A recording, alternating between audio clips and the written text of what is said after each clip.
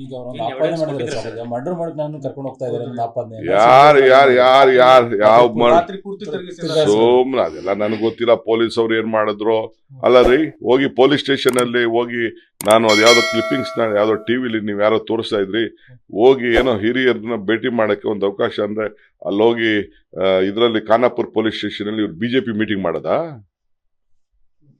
ಒಬ್ಬ ಆರೋಪಿನ ಉಗ್ರ ಕಾರಣ ಹಂಗಾರೆ ಮೀಟಿಂಗ್ ಮಾಡಕ್ ಬಿಟ್ಟಿದ್ದು ಏನು ಉಗ್ರ ಅಂತ ಕಂಡಿಡ್ದ?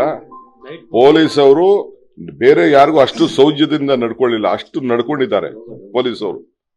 ಪೊಲೀಸ್ ಅವ್ರ ನಡತೆನೂ ಸರಿ ಇಲ್ಲ. ಈ ಕಾರಣ ಹೆಂಗ್ ಅವ್ರು ಅಲ್ಲಿ ಬಿಟ್ರು ಪೊಲೀಸ್ ಅವರು? ನಾವು we are not interfering with anything. ನಾವ್ ಯಾವ್ದಕ್ಕೂ ಇಂಟರ್ಫಿಯರ್ ಆಗ್ತಾ ಇಲ್ಲ.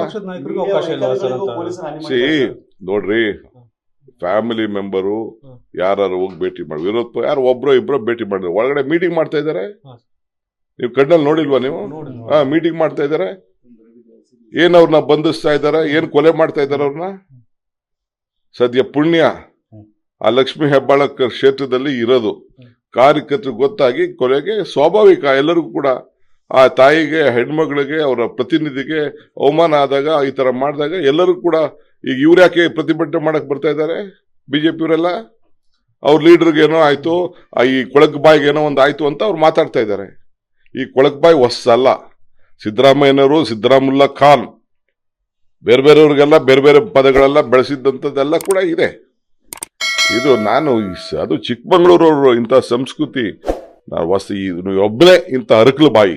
ಲೇಟೆಸ್ಟ್ ಹಾಗೂ ಇಂಟ್ರೆಸ್ಟಿಂಗ್ ಸುದ್ದಿಗಳಿಗಾಗಿ ಬಾಸ್ ಟಿವಿ ಕನ್ನಡ ಚಾನೆಲ್ನ ಸಬ್ಸ್ಕ್ರೈಬ್ ಮಾಡಿ. ಹಾಗೆಯೇ ಬೆಲ್ ಐಕಾನ್ ಪ್ರೆಸ್ ಮಾಡಿ. ಇದರ ಜೊತೆಗೆ ಫೇಸ್ಬುಕ್, ಇನ್ಸ್ಟಾಗ್ರಾಮ್, ಎಕ್ಸ್ ನಲ್ಲೂ ಮಿಸ್ ಮಾಡದೆ ಫಾಲೋ ಮಾಡಿ.